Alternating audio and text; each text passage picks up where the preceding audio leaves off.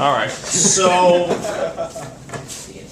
have Are you methods live? for that, Mr. Sells. You what? We have methods to take care of that if you need to go through that. Like drugs. All right, so comparison. First one, big one, major one, petroleum products, organic compounds all together. Most of them come from petroleum.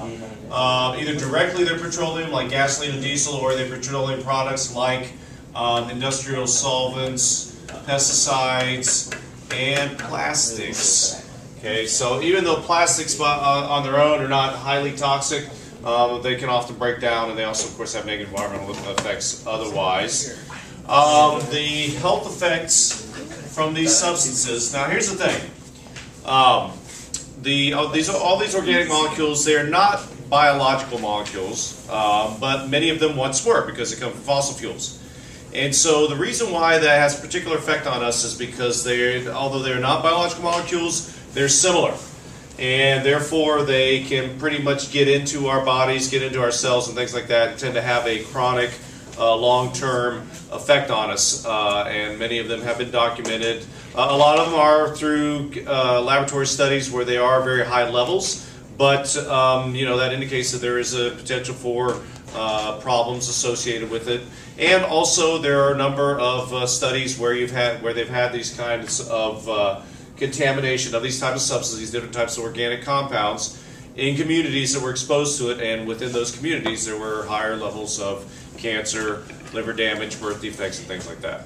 So that is the kind of the general form that these particular substances take as far as what things that they do to you. But I'll point out, if you'll notice here, and that's one of the good things about using a table, is that you can see things that you tend to see over and over again. And autism maybe, but the question asks for blank damage, so sorry everyone. That's also going to be liver damage though.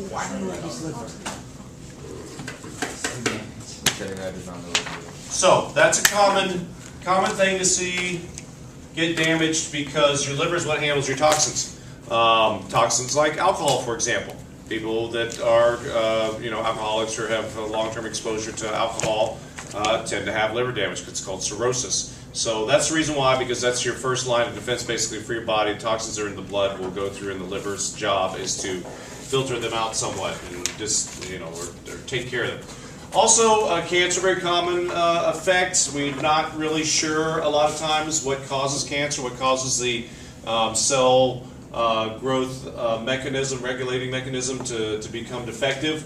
But amongst those that there's been an association with, it has been these organic substances, gasoline, diesel, PCBs, and things like that. It's a common type of issue there. And it also something that's also very common, although I'm not sure, did I put it anywhere else here? No, I didn't. But a lot of times with any kind of environmental problem, there's going to be increased problems with developing embryos, developing fetuses.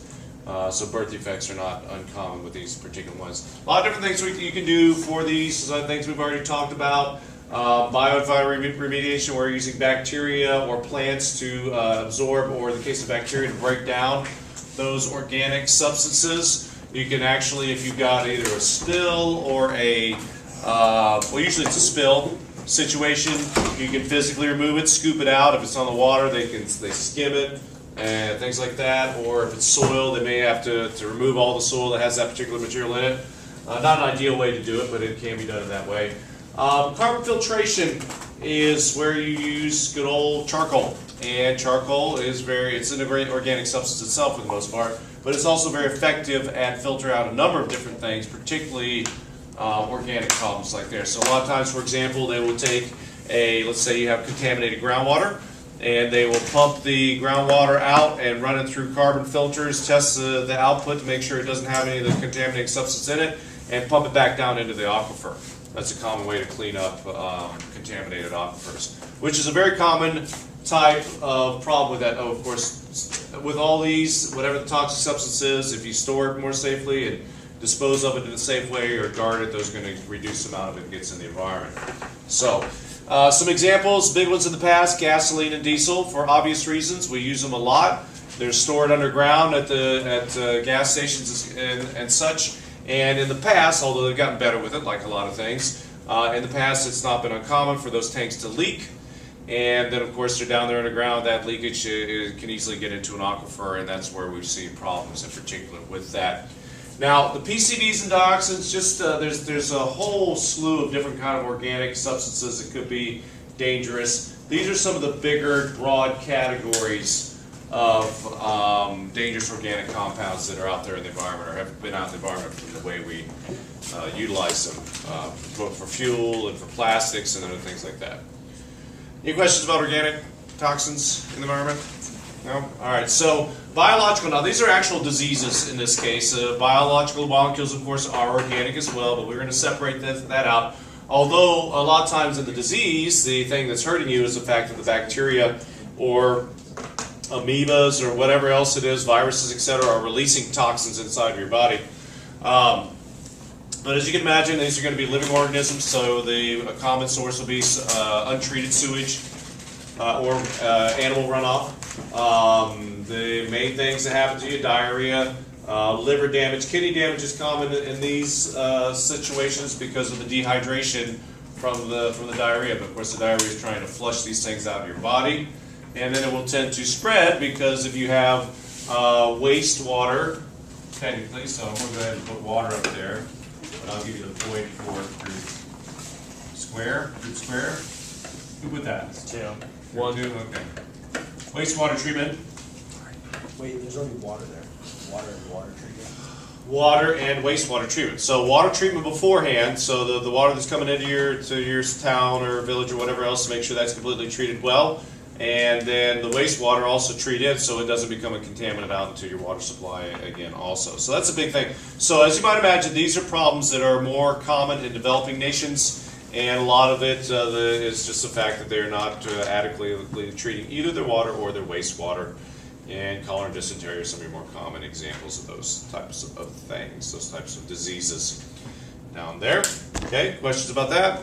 Yes? Does meningitis cause no? So meningitis can be waterborne, and yeah, I mean, the meningitis is very broad. So like a lot of these, dysentery is a pretty broad category also, and it can be caused by different things. So sometimes you have meningitis that you get from drinking water, and sometimes you just inhale it. You have somebody sick around you that has it, so we don't tend to put it specifically in that category because there's not a direct. See, the thing is there a direct link to pollution? This is a direct link to pollution because we've got raw sewage and animal waste as sources. If it's just a disease that normally exists, like the flu, we don't really link that so much to anthropogenic causes. It just happens to be out there. All right. Heavy metals. Now we know that from mining, etc., they come from a burning coal, but keep in mind electronics. Any electronic device, whether it's a cell phone or a toaster even, is going to have a circuit board.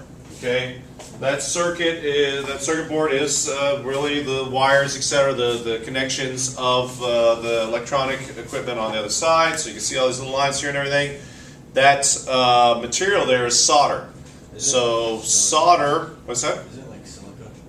No, solder is a metal. It's a metal alloy, and one of the main things that they have in solder is lead.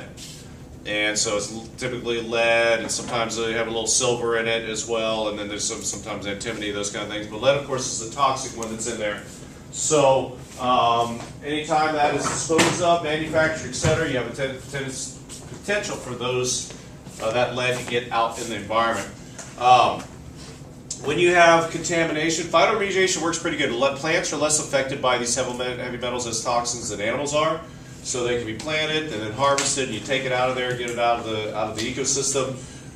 Coal is a big source of this, so if you clean up the coal and also filter the exhaust as it comes out better, that will reduce the amount that gets out in the atmosphere in that way. And once again, regulating. If you use these substances as part of your normal, for example, very circuit board manufacturer, then you need to make sure that you're safeguarding and not letting it get out in the environment, disposing of stuff regularly.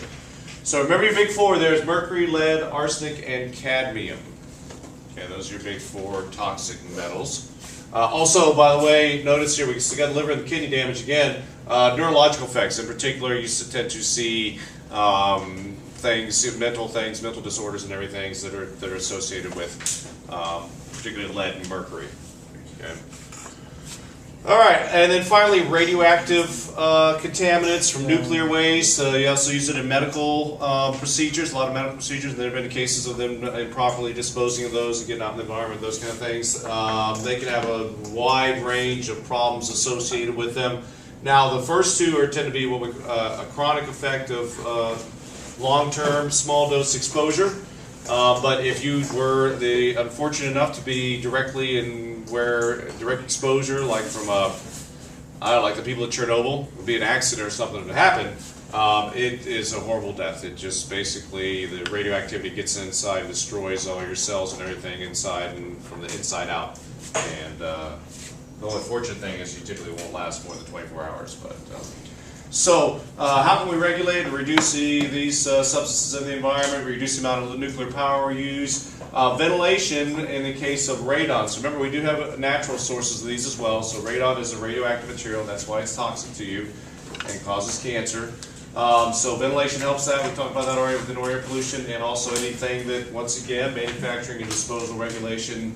If you're using these substances, you have to be very careful what you do with them before, during, and after its use. Yes, Mr. McKenzie. Don't they use like lead to carry uranium around? Or well, they typically use the lead shields. A dense material will shield and contain radioactive particles better than other things, and lead is particularly good at absorbing and keeping the radioactivity from getting out. So yeah, that's common.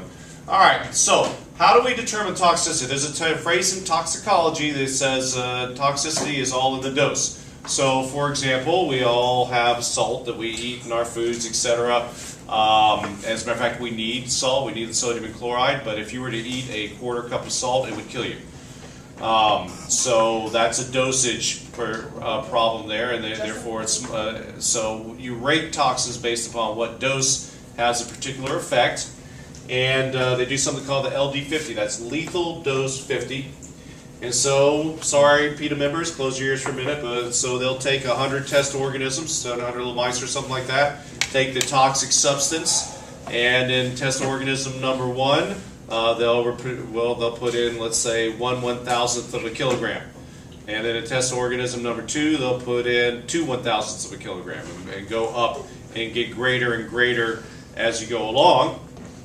And then basically they will carry that out until they have killed off all the organisms. I know it sounds sad, but that's to try to protect us.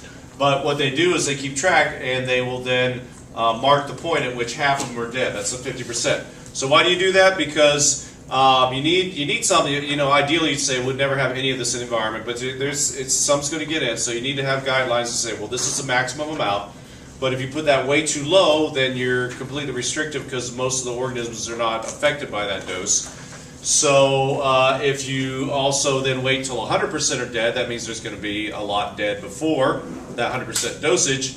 So they split the difference and make it right in the middle and say this is the LD50. This describes what the toxic dose has been in laboratory tests. And you can use that then to determine if it's a safe dose or not for you to be around.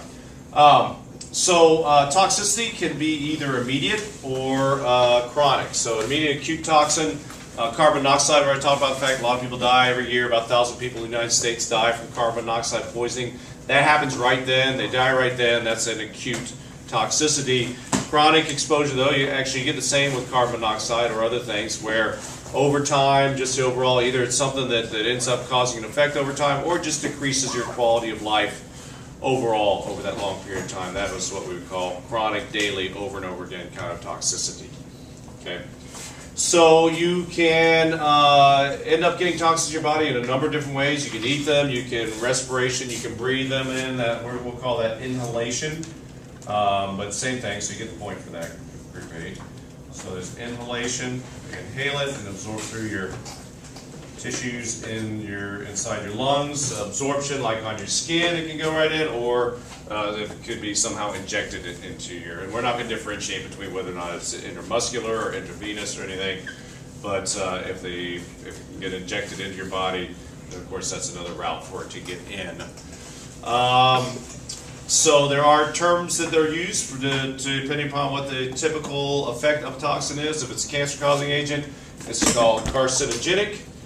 mutation causing mutagens, and then if they tend to cause birth defects, specifically they call them teratogens. So, any questions? All right.